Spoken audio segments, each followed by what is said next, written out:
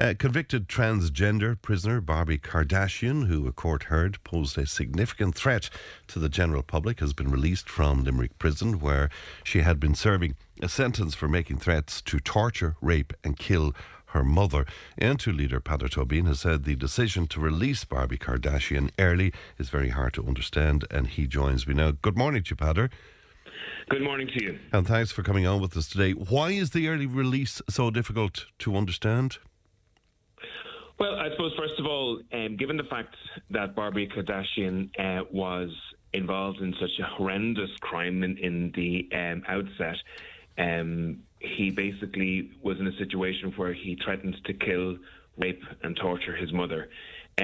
While he was in prison, in a women's prison, he was also shouting threatening behaviour to female prisoners and female staff, so much so that he had to be taken out into a solitary confinement unit for a period, and authorities, I understand, in the prison were of the view that up until very recently that he was still posing a significant threat. And I suppose my issue is that everybody is obviously entitled to a second chance.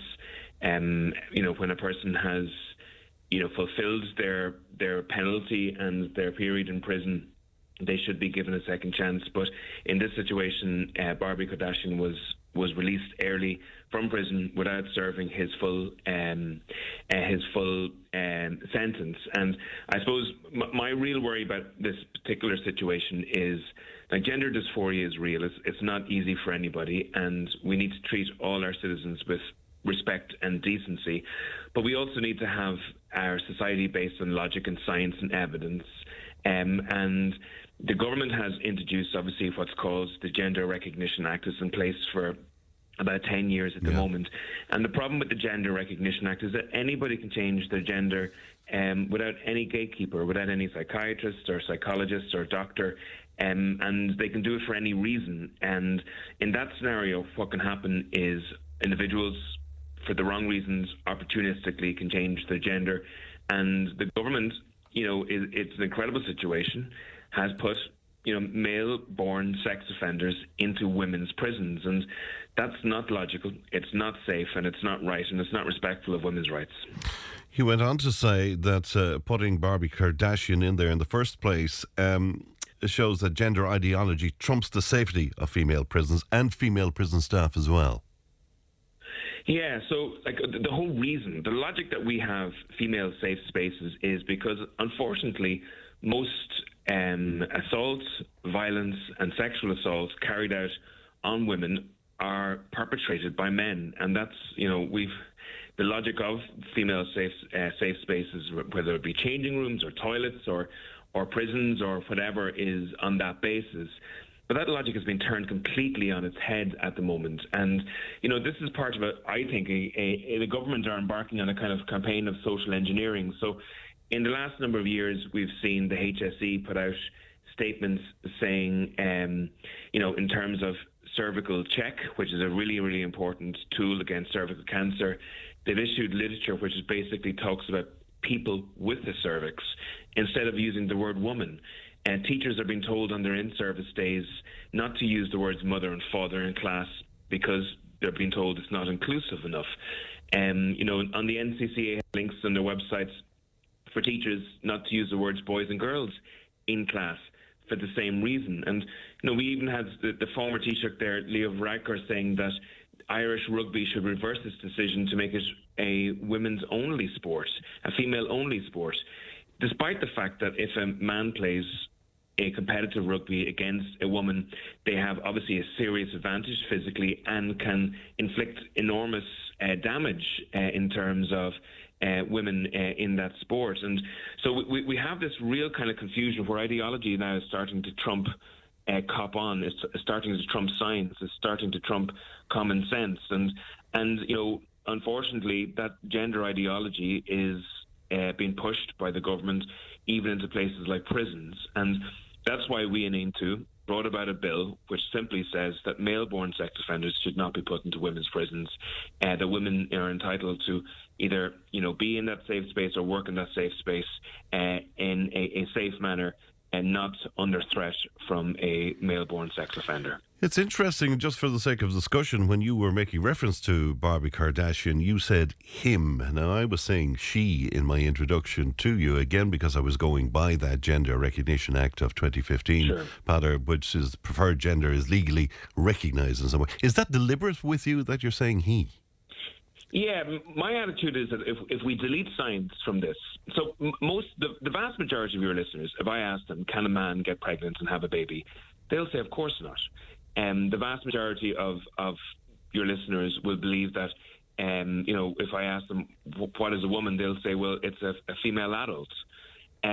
So most people are obviously of the view that, and the polls bear this out, Red C polls have shown that the vast majority of people believe that women should have safe spaces, they should be entitled to play women-only sports, and that children in primary schools should not be taught about gender ideology. So we have this kind of gap, if you like, there's a chasm between where the people are on this and the political bubble in Leinster House. And I suppose my attitude is, if we keep our language on the basis of science and evidence, we're less likely to get ourselves into difficulty and trouble around protecting vulnerable people.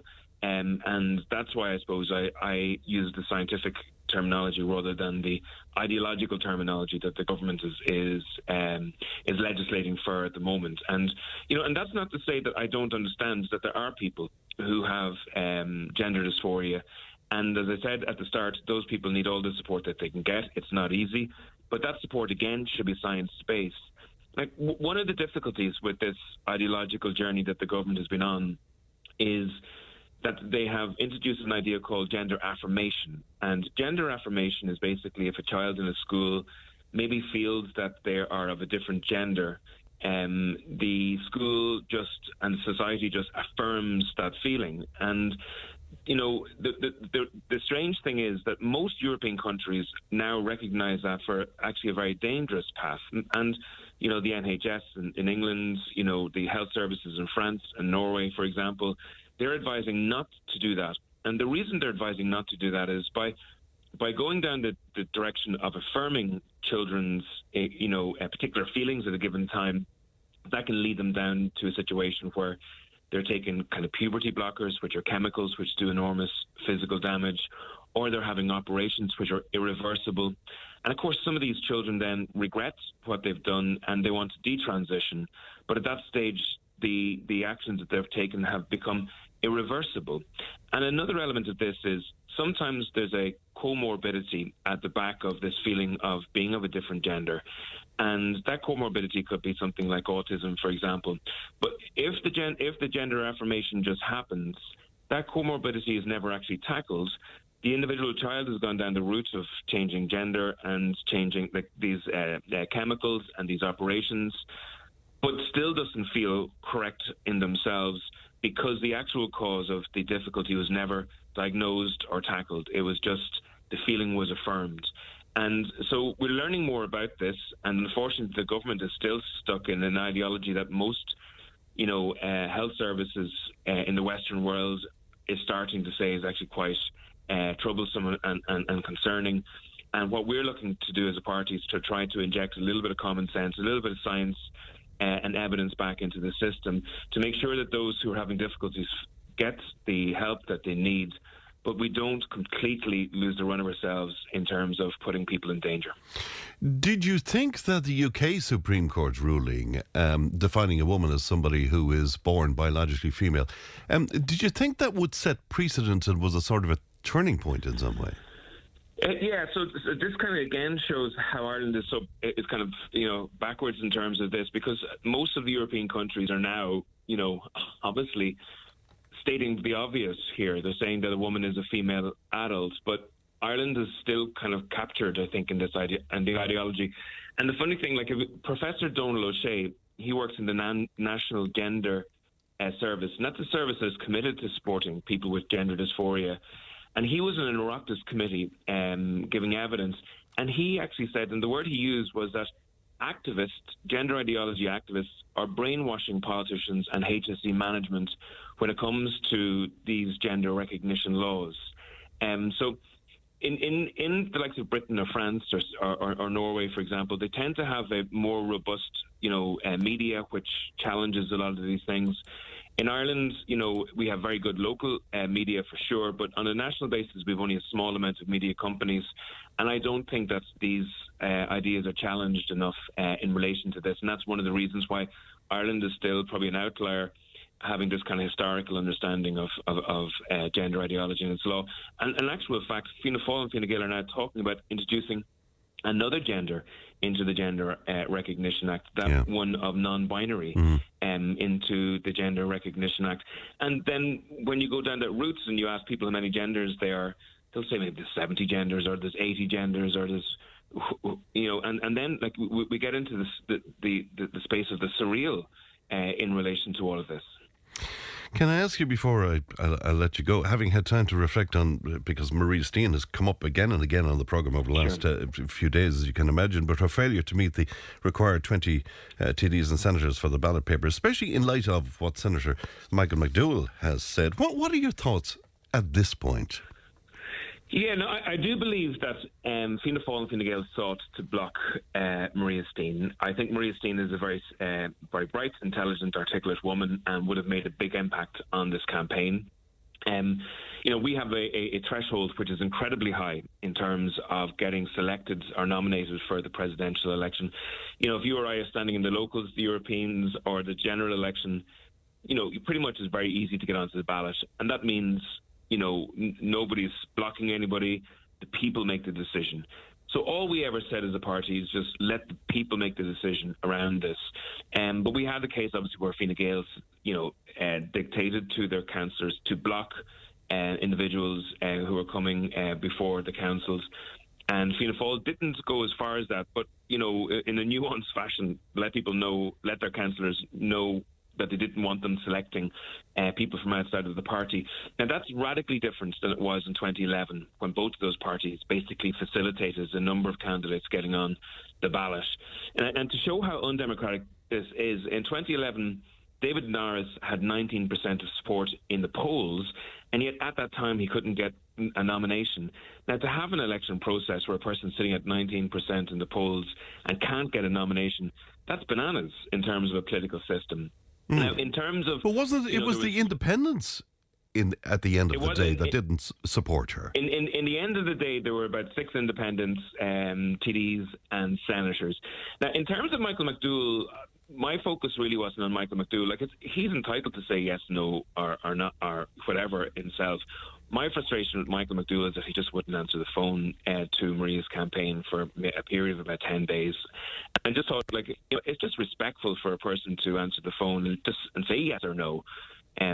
But there were other there were other senators and TDs there. I'm thinking of, Sean Canny and Noel Grealish, who are both kind of TDs with very similar views to Maria Steen, who refused to sign.